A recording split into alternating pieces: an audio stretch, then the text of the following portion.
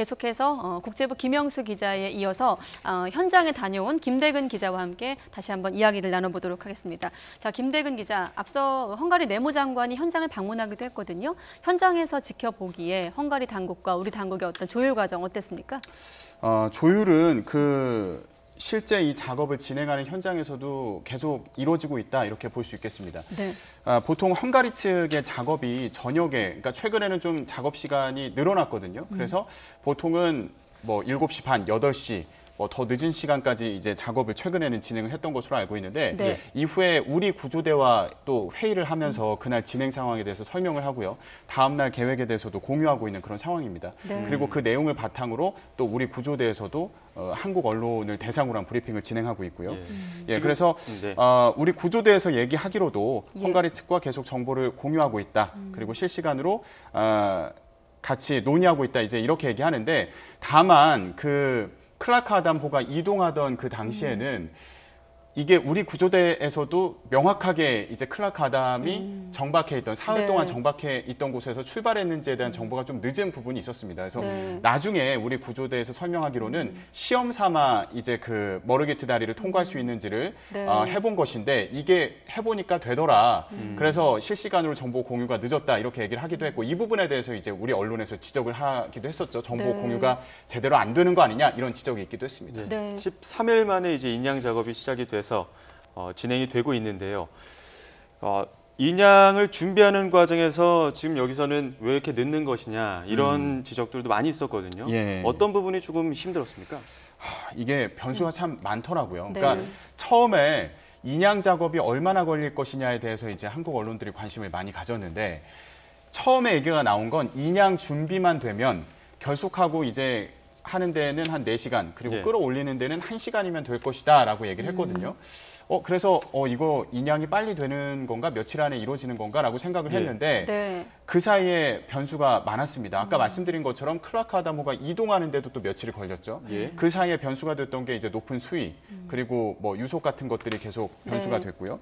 그리고 그 선체 자체의 와이어를 연결하는 작업, 이게 또 이루어져야 되는데 그 과정에서도 시계가 좋지 않거나 아니면 유속이 빠르거나 그리고 그 바닥 상태가 또 영향을 미치지 않았습니까? 와이어를 그 선체와 바닥 사이에 통과시키는데 어떤 뭐 콘크리트 조각이라든지 왜냐하면 그 머르기트 다리가 2차 세계대전 당시에 폭파된 적이 있었기 때문에 그 당시에 잔해들이 남아 있는 거죠.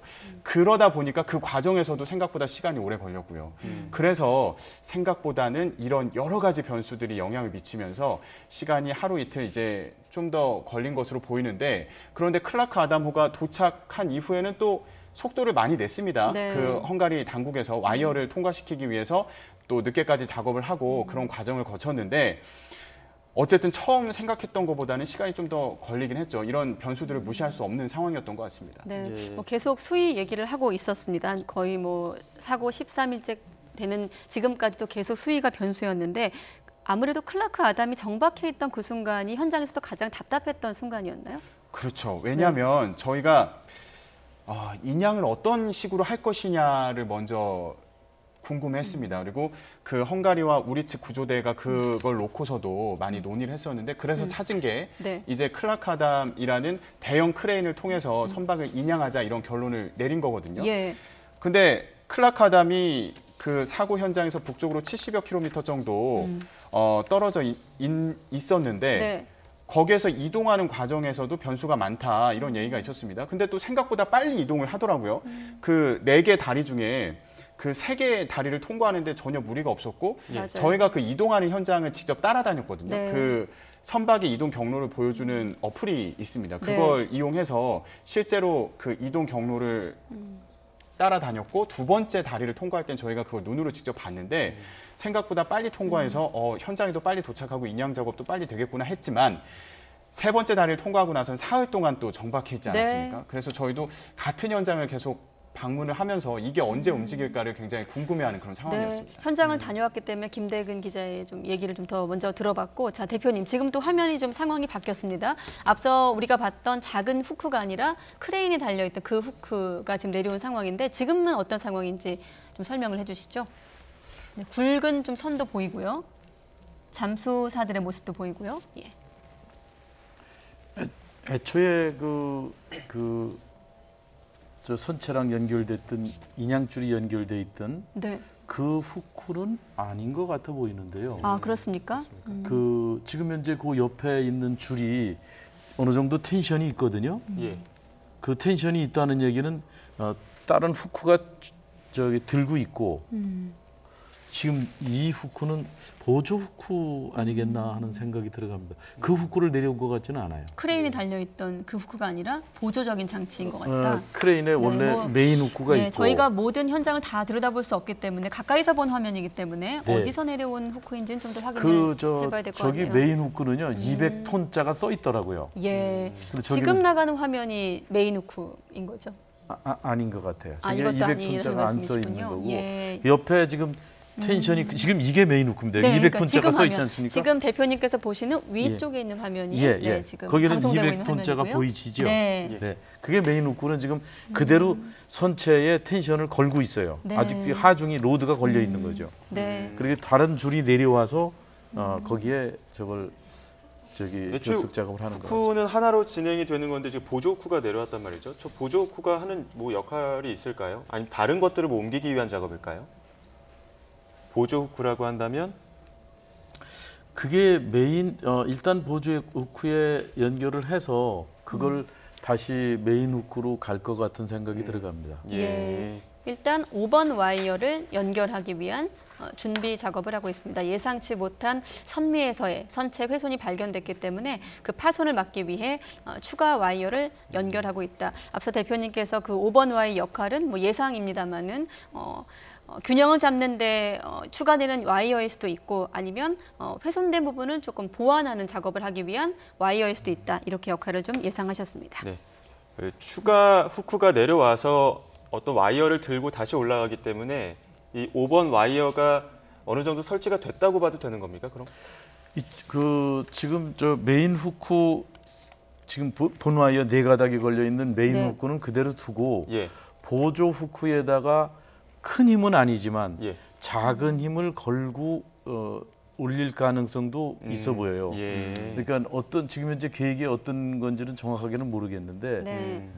그런 과정들도 있을 수 있다는 거죠. 그렇습니다. 네. 앞서 그 뭐 김대현 기자와도 이야기 나눴지만 변수들이 많았단 말이죠. 뭐 수위, 요속, 시계 그리고 와이어 결속 부분들도 있었는데 이런 부분들이 가장 어려웠던 변수들이 있다면 어떤 부분들이 가장 현장에서 어려웠을까요? 조금 피할 수 있는 물론 시행착오 같은 것도 있을 수 있는데요. 아까 우리 김대근 기자님 말씀하셨던 네. 그 아담 크라크가 네. 어느 날 갑자기 내려왔단 말이에요.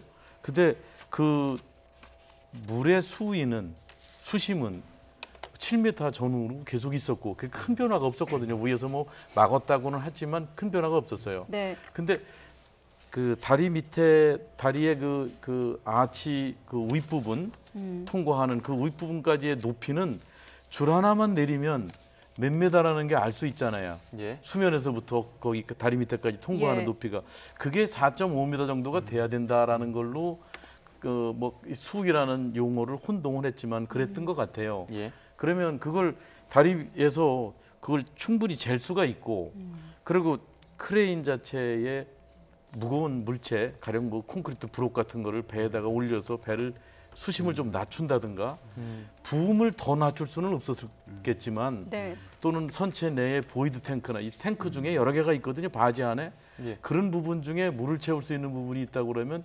최대한으로 그런 노력은 했을 것 같은데 선체를 낮출 수 있는 거는 최대한 노력을 하고 네. 그래도 여기 이게 충분히 통과할 수 있는 거를 잘못 판단했을 수도 있지 않겠나. 그런 거는 실수 안 해도 될 것 같은데 실수일지도 모르겠어요. 네. 그러니까 일단은 그 당시에 그 클라크 아담 쪽에서 얘기했던 게 아까 말씀하신 것처럼 다리 밑에 수위가 4.5m 정도 되는 상황인데 이거보다 이제 4.2m 아래로 내려가야 된다라고 얘기를 했거든요. 예. 근데 그때 기준으로 삼았던 수위가 그 머그릿 다리가 있고요. 그리고 네. 남쪽으로 더 내려가면 세체니 다리가 예. 있고 그 밑에 이제 엘리자베스 다리가 있습니다. 근데 그 4.5m라고 얘기했던 게 그 사이의 수위를 재더라고요. 그래서 그걸 기준으로 그 선장 같은 경우에도 선원들도 그 수위를 이제 확인을 해가면서 아직은 4.5m 이상이다 뭐 이렇게 얘기하면서 통과하기가 좀 어렵다라고 얘기를 했고 실제로 통과한 날에도 4.6m였어요 수위가. 근데 이제 통과를 했거든요. 근데 수위 같은 경우에는 높았지만 말씀하신 것처럼 다른 방법이 있었던 거죠. 그래서 그날 썼던 방법이 예인선을 활용했잖아요. 네. 그 클라크아담 앞에 예인선을 두고 예인선이 균형을 잡아서 가장 그 교각의 가장 이게 아치형으로 되어 있으니까 가장 높은 부분에 딱 중간을 지나가게끔 균형을 잡아주는 방식을 썼던 거죠. 예. 그 부분에 대해서 좀 더 일찍 만약에 충분히 알았다면 생각할 수 있었던 예, 예. 일인데 예. 그래도 어쨌든 거기 현장 내에서 그런 여건이 우리나라 같이 충분하지는 않을지 모르겠어요. 그래서 나름대로 최선을 다했겠지만 네. 예.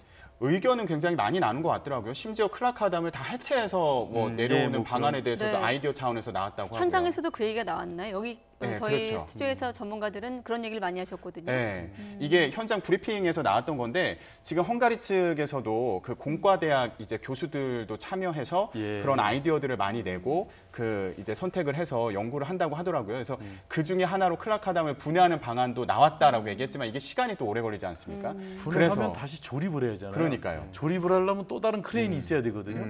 그러니까 그 시간보다는 그 자체적으로 뭘 아까 그 예인선이 앞에서 유도 역할을 한다는 것은 그건 좀 아이디어를 쉽게 낼 수 있는 거고 뭐 앞에만 할 게 아니라 좌우에도 예인선이 서서 네네. 그 크레인 바지를 감싸 안고 높이를 정확하게 그 높은 지역을 통과할 수 있게끔만 했으면 조금 쉬웠지 않나 하는 아쉬운 점은 있지만 뭐 현장은 네. 모르죠. 말씀 나누는 중에 지금 5번 와이어 추가 와이어가 결속이 됐고 다시 이제 서서히 올리는 과정이라고 하는데 지금 화면 보시면 어떻습니까? 뭐 유속도 꽤나 빨라 보이는데 이전보다는 물론 느리겠지만요. 어떤 작업들이 좀 이루어진다고 보십니까? 지금 보이는 부분이 선수 쪽이 보이고 있는 거 예. 아닌가요?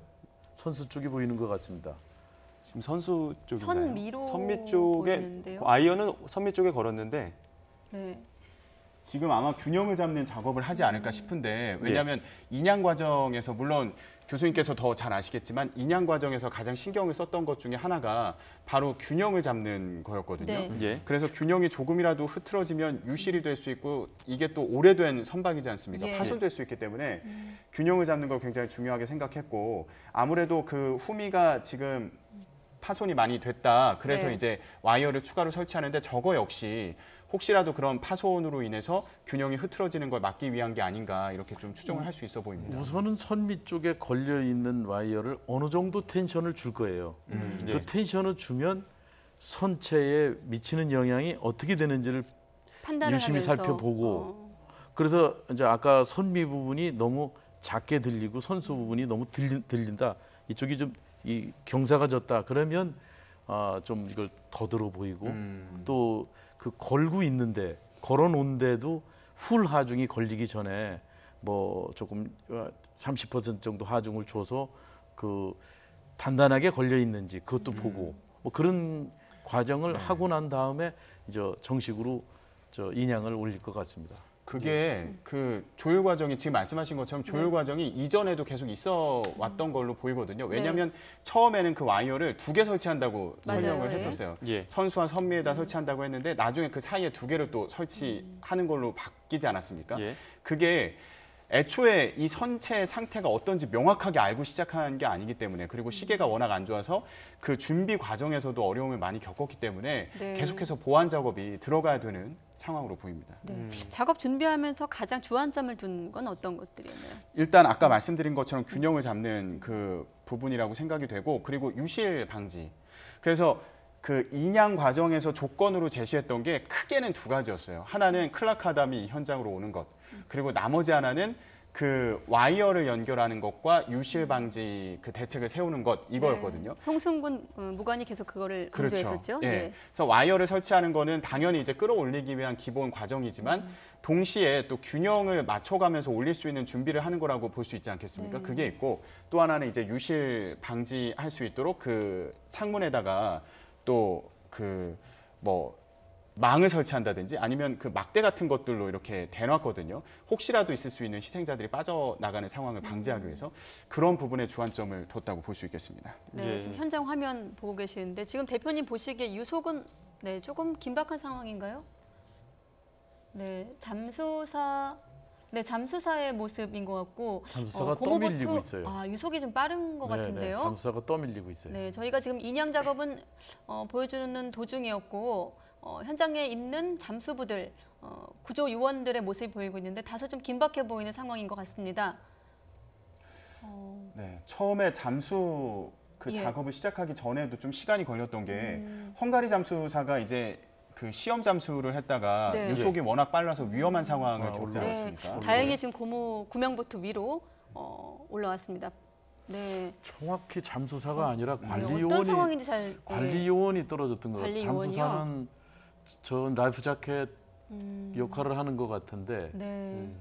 저희는 앞서 잠수사가 잠수 준비를 하고 있나 이렇게 생각을 했는데 멀리서 봤기 때문에 자세히 봤더니 구조 당국의 한 요원으로 헝가리 현지 요원으로 좀 보이는데 다행히도 보트 위로 올라왔습니다. 유속이 어느 정도 느려졌다고는 하는데도 보시는 것처럼 급하게 떠내려가는 상황이거든요. 그쪽 상황에서도 당시에는 유속이 지금보다 훨씬 더 빠르고 위험한 상황이었겠죠. 일단 저희가 그 사고가 났던 우리 시간으로 따지면 이제 30일이지 않았습니까? 예. 저곳 시간으로 헝가리 시간으로 29일이었고 네. 우리 시간으로 이제 30일이었는데 30일 날 준비를 해서 저희가 바로 출발을 했거든요. 네. 그래서 밤에 도착을 했습니다. 근데 눈으로 볼 때도 저 예. 다뉴브 강의 물살이 굉장히 세더라고요. 굉장히 빨리 움직이는 거를 눈으로 볼 수 있었고 그리고 수위가 또 높았어요. 네. 근데 실제로도 그 당시에 브리핑을 보면 수위가 시간당 4에서 5km 정도다라고 얘기를 했었고요. 그리고 한때 수위가 9m를 넘기지 않았습니까? 네. 그리고 이후에 조금씩 낮아져서 이제 7m 정도를 유지한다. 그 사고 지점의 수위가 네. 그렇게 얘기를 했었는데 오늘 같은 경우에는 아까 그 발표를 보니까 수심은 6.8m 그리고 그 유속 같은 경우에는 3.5에서 4km 정도라고 하더라고요. 예. 그래서 이전보다는 좀 수위가 낮아지고 그리고 유속도 좀 느려진 걸로 보이지만 지금 저런 상황을 보면 사람이 이렇게 쓸려 내려가는 그런 상황을 보면 여전히 네. 위험이 있는 게 아닌가 이렇게 생각해 볼 수 있겠습니다. 네, 다시 한번 좀 정리를 해보면 선미 쪽 5번째 와이어 결속이 완료됐고 다시 이제 서서히 올라오는 중이다. 인양은 우리 시각으로 낮 1시 47분에 시작을 했고요. 보셨겠지만 26분 만에 선체 모습을 드러냈습니다. 인양 과정과 선체 수색 작업이 동시에 진행이 됐고 1층 객실 입구에서 한국인으로 보이는 실종자, 희생자 3분이 수습이 되기도 했었죠. 예. 네. 지금 대표님 보시기에는 유속이 조금 느려지긴 했지만 네. 뭐 한국과는 상황이 다르겠지만 저 정도 네. 상황에서는 지금 뭐 인양 과정이나 혹은 선체의 수색 과정이 조금 어려운 상황이라고 볼 수 있습니까? 네, 그 구조 작업 전체가 예. 어려운 작업이고 위험한 작업이지만 예. 네. 바다에서 작업을 한다고 그러면 간만의 차에 의해서 그 이제 조류가 있게 되잖아요. 네. 또 바다에는 해류라는 게 흘러요. 일정한 방향으로 해류는 흐르거든요. 예. 거기에 이제 간만의 차는 조류 방향이 반대로 바뀌잖아요. 중간에 정조라는 시간이 있고 예. 그 만조에서 그 간조로 내려가기 바뀌기 위한 정조 시간에 이제 유속이 없는 때가 있잖아요. 예. 근데 강은 일정하게 한 방향으로 유속이 큰 변화가 없거든요.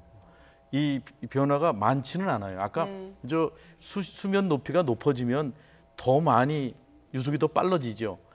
물량이 많아졌는데 강폭은 똑같고 그 그릇을 빨리 통과해야 되기 때문에 네. 속도가 빨라지는 거거든요. 예. 근데 저 바다랑은 그런 면에서는 좀 충분히 차이가 있어요. 근데 지금 봐도 유속 네. 자체가 원래는 이거 시속 킬로미터로 따지면 네. 2km가 안 돼요. 네. 잠수 작업 가능한 게. 대표님 말씀 중에 다시 화면이 좀 잡혔는데 현장을 보니까 앞서 저희가 시작할 때보다는 좀 더 거의 선체, 침몰 선박, 허블레아니호 선박의 거의 온전한 모습이 다 보이고 있는 것으로 네. 확인이 되고 있습니다. 저 정도 올라오면 그 선체 내부에 있는 물도 어느 정도 그 수면이랑 맞춰야 되다 보니까 좀 빠졌다거나 혹은 배수 작업이 되고 있는 걸로 볼 수 있습니까?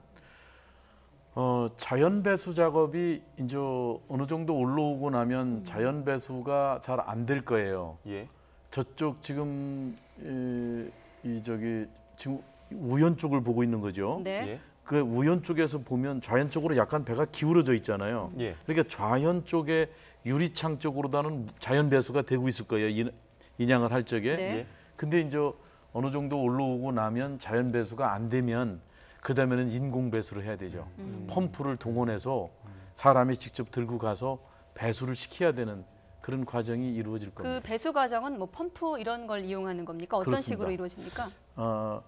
펌프가 준비가 돼 있을 겁니다. 네. 그래서 직접 사람이 펌프를 들고 고여 있는 물을 퍼내야 되는 거죠. 이전에 그 브리핑 때도 간단히 설명했었는데 네. 말씀하신 것처럼 그 선수 쪽에 이제 창고로 쓰였다. 그래서 그쪽에 일단 펌프를 설치해가지고 그 물이 허리 정도 높이까지 올 때까지 이제 물을 빼낼 계획이고 네. 물이 그 정도로 빠지면 그 선 밑쪽에 창문 2개를 깨서 잠수사들이 들어갈 예정이다. 그 실질적으로 이제 시작하기 전에 인양 작업을 시작하기 전에 네. 그렇게 그 준비 과정에 대해서 브리핑을 했었죠. 그리고 아까 그 말씀하신 것처럼 바다와 비교를 해주셨는데 네. 실제로 현장에서도 그런 설명이 있었어요. 그 예.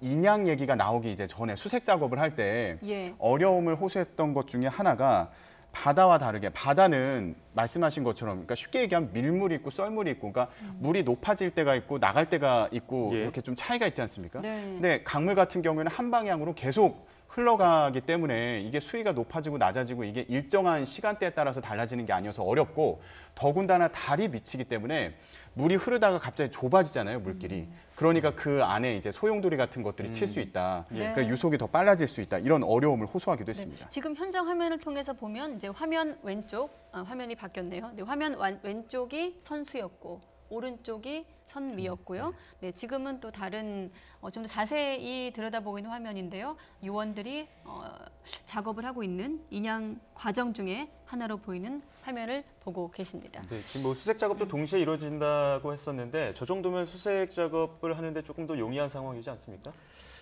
근데 아마 작업을 하는 사람들 입장에서는 한 작업을 정지해 놓고 다음 작업이 들어갈 것 같아요. 네. 예. 동시에 여러 가지를 하지를 않고 네, 지금 네. 화면에 창문으로 통해서 보니까 아직도 물이 좀 차 있는 것으로 일단 아까 이게 지금 네. 좌연 쪽에서 보고 있는 거잖아요. 지금 보면 네, 밑에 이쪽이 부분은요? 지금 보는 좌연 쪽 창문이겠죠. 네. 예.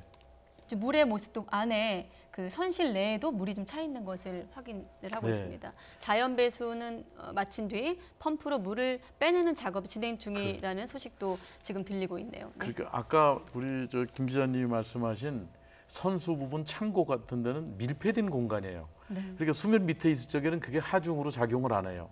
그럼 지금 화면상에는 왼쪽에 아마 창고가 있을 것으로 보입니다. 선수 네. 부분에요. 예. 네. 그러니까 그 부분이 이제 밀폐된 구간에 있는 것은 수면 상부로 올라오는 순간부터 하중으로 작용되기 때문에 퍼내야 되죠. 그렇지 않으면 크레인을 훨씬 더 무게가 더 들어가야 되는 거니까. 네네. 근데 지금 여기 펌프로 하는 것은 객실 내에 네. 객실 내에도 좌연 쪽으로 기울어져 있기 때문에 그쪽으로 물이 그 자연 배수가 되는 것이 어느 정도 끝난 것 같아요. 자연은 보이지 않지만 그래서 이제 인공적으로 사람이 가서 펌프를 넣어서 빼내는 작업을 진행하고 있는 네. 것 같습니다. 인어라는 뜻의 허블레아니호 우리 시각으로 30일 새벽 4시 5분에 침몰 사고를 당했습니다. 대형 크루즈선이죠. 바이킹 시긴호에 좌측 후미를 들이받쳤다 이렇게 뭐 사고 원인은 좀 더 파악해 봐야 되겠습니다만 그렇게 알려졌었는데 길이 27m 건조 시기도 1949년으로 알려졌는데 이렇게 좀 낡은 선박이다 보니까 김대근 기자 현장에서도 좀 이런 오래된 선박이기 때문에 인양 작업에서도 이런 점도 좀 변수로 작용했을 것 같아요. 그러니까 훼손되는 거 아니냐 이런 걱정들이 많았죠. 네. 실제로도 그 중간 부분이 훼손이 됐다 이렇게 전해졌고 그래서 구조 당국에서도 그 중간 부분에 유실을 막기 위한 유실 그 망을 설치한 그런 상황입니다. 네. 그래서 그 인양을 준비하는 과정에서 이 훼손을 막기 위한 여러 가지 방안을 강구하는데 중점을 두고 준비를 했던 것으로 그렇게 알고 있습니다. 네, 지금 뭐 자연 배수를 마친 뒤 아까도 말씀을 드렸지만 자연 배수를 마친 뒤 펌프로 이제 강제 배수라고 하나요? 펌프로 물을 빼내는 작업을 진행하고 있는데 이 작업이 인양 과정에서 왜 중요한지 한번 짚어주시죠. 네. 배수를 안 하면 수면 위로 올라오는 순간 하중으로 작용이 돼요. 네. 물 속에 있을 때는 물하고 같은 비중이 되기 때문에 무게로 작용이 안 되는데 무게가 되거든요. 네. 그러면 크레인이 그 처음에 50톤이라고 자중이 선체 무게가 거기에 뭐 자갈이나 모래나 이런 것들이 의외로 생각보다 많이 들어가 있을 거예요. 네. 예. 유속이 센 데는 그것이 많을 수밖에 없어요. 그러면 그런 거를 어느 정도 크레인의 용량을 정해놨는데 하중으로 물이 더 작용이 되면 그 용량이 오버될 수가 있겠죠. 네. 그러니까 물은 퍼내는 걸로 처음부터 계획이 돼 있던 거예요. 그래서 강제 배수까지 마치고 나서 바지선에 올렸을 때 그 다음에는 또 어떤 작업이 이루어질 수 있는 건가요? 예. 그러니까 아까 그 배수를 하는 것이 결국 아까 말씀드렸던 것 같이 이제 지금 전체가 이제 밀폐된 데만 남았다고 그러면 네. 물이 나갈 데가 자연 배수가 없다고 그러면 수위를 더 들어 올리기 위해서는 물을 더 퍼내서 네. 무게 작용을 안 해야 되는 게 있고 그다음에 전체를 들어 올려서 바지 위에 거치를 한다고 하면 저게 그 선체 바닥이 이렇게 똑바로 되어 있지를 않아요. 네.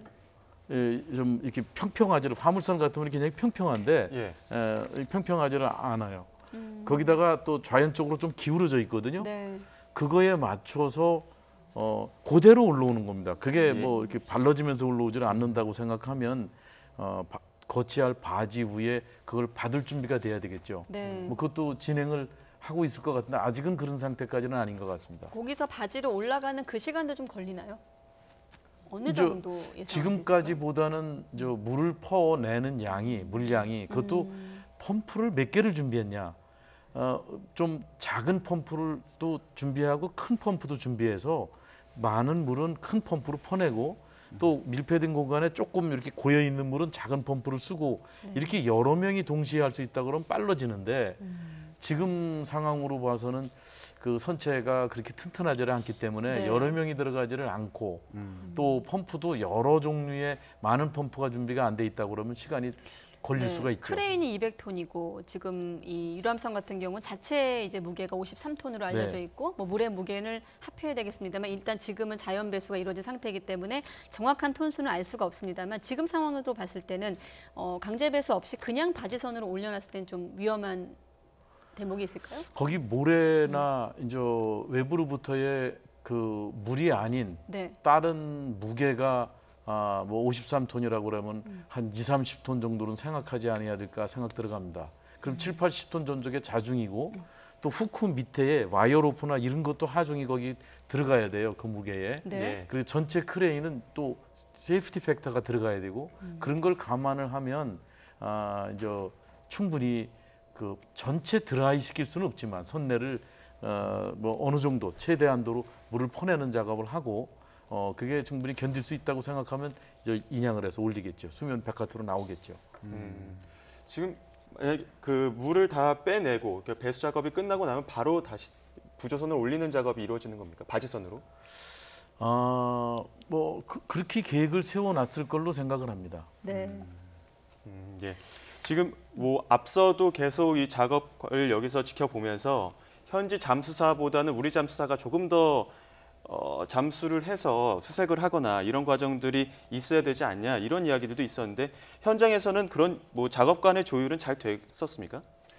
네, 그거는 이제 수시로 조율을 해가면서 작업을 진행했던 걸로 알고 있고, 근데 그런 부분은 있었죠. 그러니까 우리 측 구조대에 속해 있는 그 구조 대원들이 잠수에 이제 능하다. 그리고 그런 경험이 또 많지 않습니까? 네. 그러다 보니까 좀 더 많이 들어가서 잠수를 했으면 좋겠고, 그리고 물 밖으로 건져 올리기 전에 선체 수색을 했으면 좋겠다는 게 우리 구조대 측의 입장이었거든요. 네. 근데 헝가리 측 같은 경우에는 그런 부분을 불허했죠. 그러니까 선체에 진입하는 거는 물속에 있을 때는 안 된다고 분명하게 얘기를 했고요.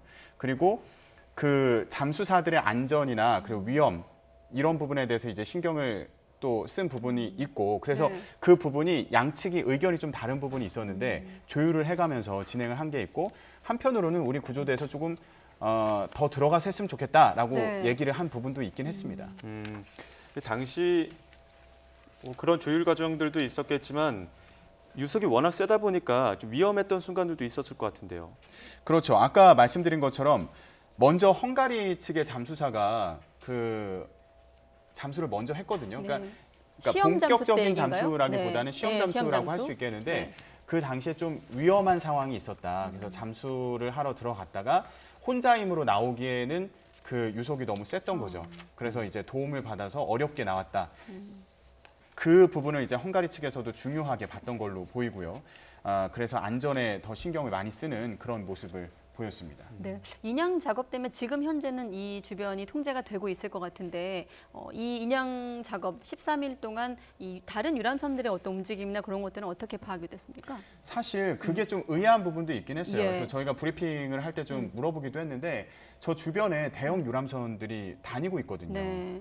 그 지금 보시면 쉽게 얘기하면 이 다리가 네. 반으로 이제 나눠서 본다면 뭐 예를 들어서 왼쪽에 그 침몰한 현장이라면 네. 그 오른쪽에는 대형 유람선이 계속 다니고 있어요. 그리고 저 다뉴브강 근처에 이제 선착장들이 쭉 늘어서 있는데 거기에도 그 예를 들면 뭐 바이킹 시기노가 속해 있는 그러니까 네. 바이킹 시기노를 운영하는 그 선사가 같은? 예, 선사가 가진 다른 뭐 바이킹이란 이름을 가진 그런 선박들도 이제 정박을 해 있고 다른 네. 유람선들도 운항을 하고 있는 그런 상황인 거죠. 그래서 이런 부분에 대해서는 어떻게 제어를 할 수 없느냐, 영향을 미치지 않느냐 이런 질문을 기자들이 하기도 했었습니다. 그 답변은 네. 뭐라고 나왔었나요?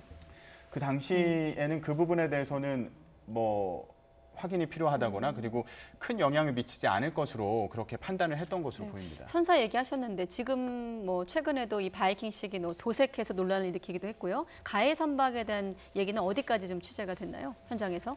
가해 선박 같은 경우에는 그 비셰그라드로 들어오지 않았습니까? 예. 저희가 그 바이킹 시기노 같은 경우에 부다페스트로 들어오고 있다는 거는 헝가리에 있을 때 이미 알고 있었어요. 왜냐하면 예. 그 처음에 헝가리에서 조사를 받고 출항을 하지 않았습니까? 출항을 했는데 현지 언론에 나온 기사를 봤더니 네. 오는 중이다 이런 기사가 떴더라고요. 그래서 저희도 그 선박이 어디에 있는지 수소문을 해봤더니 오스트리아 린츠에 이제 정박을 해 있더라고요. 근데 움직임이 없는 줄 알았는데 다음 날 확인해 봤더니 부다페스트 쪽으로 오고 있는 상황이었어요.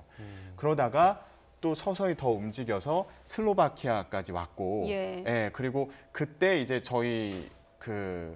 저희도 그 선박을 촬영을 했죠. 그래서 거기에서 도색을 한 부분을 저희도 확인을 했고 또 다음 날 움직임을 확인해 봤더니 비셰그라드로 오더라고요. 원래는 이게 관광객들을 태운 그 크루즈 선박으로서 운항을 하고 있는 상황이었던 거거든요. 그러니까 네. 독일을 출발해서 부다페스트까지 오는 관광 일정을 진행 중이었던 거예요. 그러니까 사고를 내고도 버젓이 운항을 하고 있는 거였죠. 그래서 가압류해야 된다는 얘기가 나오는 거였죠. 네, 그래서 이 부분에 대해서 아니 선체에 대한 조사가 더 필요하다고 우리는 요구를 하고 있는데 네. 이렇게 계속 그 관광객들을 싣고 운항을 하는 게 말이 되느냐라는 지적이 이제 나올 수밖에 없는 상황이었는데 독일을 출발해서 원래 부다페스트로 오는 그러니까 일정이었거든요. 네. 근데 부다페스트로 오지 않고 그 비셰그라드라고 그 부다페스트에서 약 40km 정도 차로 한 1시간 정도 차이가 나는 곳이에요. 네. 거기에 이제 정박을 한 걸 확인하고 저희 취재 기자가 가서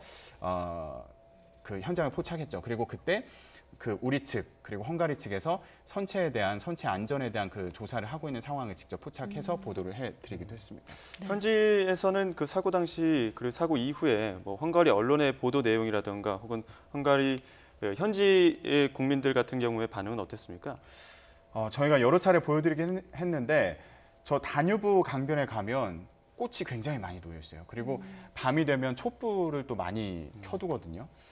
그 많은 그 헝가리인들이 시간이 날 때마다 저 강변으로 와서 진행 상황을 지켜보고 그리고 저희 취재진을 보고도 안아준다거나 그리고 그 애도를 표하는 그런 얘기를 전하기도 합니다. 많은 관심을 보이고 있어요, 현지에서. 네, 현지 반응까지 김대근 기자가 소개를 해줬고 지금 대표님 지금 보이는 화면은 이게 펌프가 물이 나오고 있는 네, 겁니다. 물이 나오고 있는 화면인 네, 건가요? 네. 이제 인공 배수를 하고 이제 뭐 바지선에 올리게 될 텐데 이후의 과정들은 어떻게 될까요? 인공 펌프를 통해서 배수를 한 후에 어느 정도 그 배수가 진행되면 다시 한번 선내 진입을 하지 않겠나 생각을 합니다. 수색 작업 자체가 더 바지를 진행이 올리기 되고, 전에요. 네, 더 진행이 되고 그 아까 선수 부분 쪽에서 발견이 됐잖아요. 예. 그러면 저 선미 부분 쪽에는 제대로 저기 수색이 안 됐던 것 같아요. 그때는 아마 수심이 그 수면 높이가 내부 수면이 선미 쪽으로 좀 기울어졌으니까. 근데 3시에 이제 발견된 희생자 같은 경우는 선미 쪽에 1층 객실 입구에서 발견된 걸로 추가 발견된 걸로 나왔거든요. 아, 그래요? 네, 네. 그런 부분들도 감안해서 객실 부분에 그게 네. 그날 그 비가 많이 오는 중에 관광이었기 때문에 예. 그 오픈 데크에서 밑으로 내려간 사람들이 충분히 그 진술이 구조된 분들이 생존자분들의, 예, 생존자분들이 그 얘기한 것이 일리가 있다고 생각합니다. 음. 그래서 이게 지금 객실 부분 쪽에 수색을 더 하고 그다음에 올리지 않겠나 생각을 합니다. 선체도 좀 훼손이 있고요. 또 여러 번 언급했지만 배도 좀 낡은 상황에서 수색을 할 때도 좀 조심을 해야 될 것 같아요. 수색하는 과정도 쉽지만은 않을 것 같습니다. 굉장히 이 선 내는 그 전기선이나 예. 또는 건축 자재나 이런 것들이 다 무너져 있는 상태가 돼 있을 거예요. 그래서 이제 잠수는 물 속에서 잠수가 다닐 적에는 문제가 좀 없는데 네. 그런 부분이 상당히 육지에 올려놓고 나면 천정에서 건축 자재가 다 떨어져 있고 또 뭐 의자나 이런 가구 계통들이 다 있는 상태에서 움직이기가 쉽지도 않을 수도 있어요. 네, 경험상 해난 구조 전문이시기 때문에 경험상 이렇게 인양하는 과정에서 수색을 할 때 어떤 돌발 상황들이 좀 발생을 할 수 있습니까? 뭐 전기 부분도 말씀하셨고요. 예. 이제 선체 중에 약해 있는 부분이 있을 수가 있죠. 거기에 이제 그 충돌이라는 이 사고의 그 기인된 게 충돌 사고가 있었잖아요. 네. 충돌로 인한 데미지도 있었고 그 뒤에 충돌 후에도 오래된 목선이 목재로 되어 있는 부분들이 수면 하에서 오랫동안 있었으니까 그 약해져 있는 부분이 가령 데크 같은 부분의 일부분이 우리 왜 이순신 그 장군 그 데크가 넘어지고 그랬잖아요. 그런 거북선 네. 사고 그런 거랑 마찬가지로 물을 먹고 그러다 보면 약해진 부분에서 그런 사고도 있을 수가 있죠. 잠수사들의 안전도 많이 중요할 텐데 네. 그 와이어 설치 과정에서도 이게 잠수사들이 한 명씩 들어가서 작업을 한 걸로 알고 있는데 그것도 안전을 위한 걸로 들었거든요. 그 와이어를 연결하는 과정에서 혹시 그 잠수사들을 그러니까 연결해 놓은 그 선이 얽힐 수 있기 때문에 유도선? 한 명씩 네. 들어가서 작업을 한 걸로 알고 있고 그리고 그 현장 자체가 굉장히 그 햇빛이 뜨겁습니다. 그리고 또 숨을 데가 없어요. 그 그늘이 없다고 할 수 있겠는데 이런 부분도 그 잠수사들의 어떤 안전이나 그리고 그 작업 환경에 영향을 미치지 않을까 생각합니다. 그런 부분 때문에 오늘의 인양 시작 작업도 현지 시각으로 오전 6시 반으로 시작을 한 것으로 알고 있습니다. 하루 중에 오늘 중에 끝내려니까 일출과 동시에 빨리 시작을 한 것 같아요. 네. 근데 아까 그 유속에 대한 문제는 또 한편으로 생각하면 유속을 방지할 수 있는 가령 그 선체 사고 지점 앞에 그냥 선체를 그 막는 것은 좀 무리하다고 생각하더라도 그 물살 자체를 피해갈 수 있게끔 이렇게 V자 거꾸로 된 형태로 네. 거기 수심이 얼마 안 되기 때문에 해상에도 그런 걸 생각을 그렇게 하거든요. 그러니까 해상에서는 수심이 깊고 또 조류 방향이 바뀌기 때문에 그런 걸 하려고 그러면 양쪽으로 해야 되잖아요. 네. 근데 이제 여기는 한쪽만 하면 되기 때문에 그 잠수사의 안전을 확보할 수 있는 그런 조치를 미리 할 수도 있었지 않나 하는 생각 들어갑니다. 자, 펌프로 선체 내부에 물을 빼내는 작업. 지금 화면 중간으로 물 속으로 들어가 있는 어떤 선들, 펌프를 위한 물을 빼내고 있는 작업을 현장 화면으로 보고 계십니다. 어떻습니까? 바지선으로 옮겨 놓고 나서도 사실 사고 원인 규명도 책임 소재 부분을 가려내기 위해 관건이 될 텐데 완전히 이루어지기까지 선체를 좀 보존하기 위한 방법들은 어떤 조치가 이루어질 수 있나요?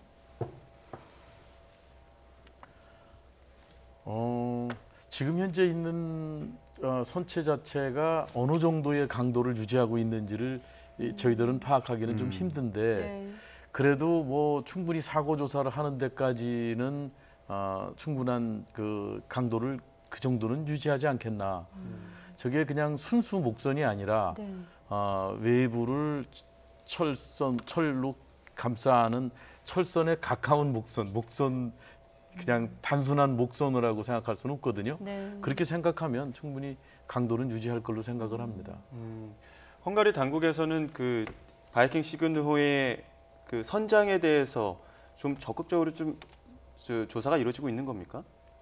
네, 지금 그 선장에 대한 조사는 헝가리 당국에서 사법 당국에서 진행이 되고 있죠. 예. 그래서 그 부분에 대해서는 이제 현지 언론에서 계속 보도가 나오고 있는 상황이고요. 예. 그리고 그 보석을 신청한 것에 대해서도 조건부 이제 보석이었기 때문에 네. 이 사람을 그냥 풀어주겠다는 게 아니라 그 뭐 이 지역 내에 머물러야 되고 뭐 여러 가지 조건을 건 그런 뭐 보석이지 않았습니까? 네. 예. 근데 그 선장에 대한 조사는 계속 진행되고 있고, 그리고 아까 알려진 바로는 그 바이킹 시기노에 대해서도 현지 그 사법 당국에서 조사 네. 현장 방문을 해서 조사를 한 것으로 그렇게 확인이 됐습니다. 가해 선박과 그 가해 선박의 선장을 또 포함해서 거기에 대한 사고 원인을 파악을 하는 것이 또 한 축이 될 거고, 또 이번에 이제 침몰 유람선을 또 통한 어떤 조사를 통해서도 큰 틀에서 보면 사고 원인을 좀 파악하기 위한 증거물들을 좀 입증하는 것이 필요할 것 같습니다.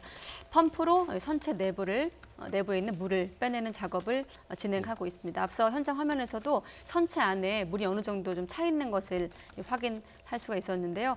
낮 1시 47분에 시작된 인양, 지금은 우리 시각으로 오후 5시 12분을 지나고 있습니다. 네. 현재 지금 선체 좌현 쪽을 보고 계십니다. 좌현 쪽에는 조금 훼손된 부분들도 보이고요. 수색 과정에서 그 아까도 말씀하셨지만 그 훼손된 부분에 대한 뭐 수색도 굉장히 조심스럽게 해야 될 것 같고요. 지금 뭐 선체 외부를 보이는 곳에 대한 수색 혹은 외부에서도 어떤 다른 작업들이 이루어져야 되는 것들이 있습니까? 저게 사고 원인 조사가 이루어지지 않은 상태에서는 특히 이제 저게 충돌 사고니까 예. 충돌 각도나 이런 것이 굉장히 사고 원인의 그 좌우가 되기 때문에 네. 중요한 변수이거든요. 충돌의 각도. 네. 예. 지금 이번 사고 같은 경우는 추돌한 것으로 지금 이제 확인되고 있습니다. 추돌도 어쨌든 충돌이죠. 네. 예. 두 선박 간의 추돌이니까. 네. 충돌 그런 그 각도가 어느 각도에서 진입이 됐느냐 이런 것이 현장 보존이 돼야 될 필요가 있기 때문에 네. 뭐 큰 보강 작업을 하고 그럴 필요는 없을 것 같습니다. 현재 입장에서는 가능한 대로 현 상태를 그대로 유지하는 상태로 올리지 않겠나 생각합니다. 근데 아주 좀 파손이 심해서 네. 이건 보강 작업이 안 되면 배가 도저히 저기까지 바지 위에까지 거치가 안 되겠다. 그럴 때는 또 다르겠죠. 네, 앞서도 뭐 서두에 말씀하셨지만 지금 현장 보면 침몰 사고 선박을 중심으로 사방에 바지선들이 둘러싸여 있습니다. 뭐 클라크 아담을 포함해서 각각의 바지선의 역할도 다시 한번 좀 소개를 해주시죠. 네. 이제 초기가 아니라 지금은 좀 그 초기보다는 덜 중요할지는 모르지만 아직도 바지하고 바지 사이에 어느 정도 사고 선박이 정위치가 돼야지 혹시 좀 또 변동이 돼가지고 바지랑 이렇게 접촉해서 선체 변형이 일어나는 것이 안 돼야 되기 때문에 이제 점점 이제 위로 올라오면서 네. 그런 거를 이 각각 위치에서 그 간격을 유지할 수 있게끔 그런 노력도 하고 있을 거라고 생각을 합니다. 네, 이전에 브리핑 내용을 보면 네. 그 기자들이 궁금해했던 게 아까도 이제 저희 뉴스에서 계속 질문이 나왔던 걸로 알고 있는데 좌현 쪽으로 좀 기울어서 그 침몰하지 않았습니까? 이 상태로 올릴 것이냐 아니면 이걸 바로 잡아가면서 올릴 것이냐에 대한 질문이 현장에서도 있었어요. 근데 네. 그 당시에 현장에서도 했던 얘기가 가장 중요한 거는 균형을 잡아가면서 이제 흐트러지지 않게 그대로 올리는 거다. 때문에 이제 현장 상황을 봐가면서 조율이 될 것으로 보인다라고 얘기를 했었고요. 네. 그리고 뭔가 답을 정해놓고 진행한다기보다 워낙 변수가 많은 상황이기 때문에 인양 작업을 진행해 가면서 조금씩 조율해 나가는 그런 계획을 세웠던 것으로 보이고, 한 가지 좀 보강 설명을 드리자면 아까 그 선장에 대한 그 수사 상황을 말씀을 드렸는데 네. 선장이 보석을 신청하지 않았습니까? 네, 검찰 측에서 항고를 한 상황이어서 네. 아직 그게 결론이 나지 않은 상황이고요. 그리고 현지에서 볼 때는 그 상급 법원에서 그 보석 신청이 받아들여지지 않을 것으로 그렇게 보고 있는 상황입니다. 그리고 아까 그 컨테이너를 통해서 그 유속을 막는 방안에 대해서 이제 저희가 얘기를 하지 않았습니까? 네. 근데 제가 그 브리핑 초반 브리핑 때 그 얘기를 들었던 기억이 나서 좀 찾아봤는데 네. 그때 그 얘기를 검토하고 있다. 그러니까 유속을 줄이기 위해서 모래를 실은 그 컨테이너를 활용하는 방안을 검토하고 있다고 이제 얘기를 했었는데 네. 이 부분이 아마 그 헝가리 측의 기술로는 좀 어려운 부분이 있었던 것으로 그렇게 보입니다. 예. 네, 알겠습니다. 자, 인양을 위한 여러 가지 좀 변수들이 있었어요. 유속도 있었고 수위도 있었고 또 클라크 아담이 갑자기 정박하기도 했었고 그런 모든 변수들을 뛰어넘고 13일 만에 14일째 만에 허블레아니호가 거의 온전한 모습, 뭐 밑에 부분은 아직 확인이 되지 않고 있습니다만은 선체의 모습을 수면 위로 올라온 상황까지 보셨습니다. 네, 지금까지 류찬열 코리아 살베지 대표 그리고 김대근 기자와 함께 관련 내용 살펴봤습니다. 오늘 말씀 고맙습니다. 고맙습니다.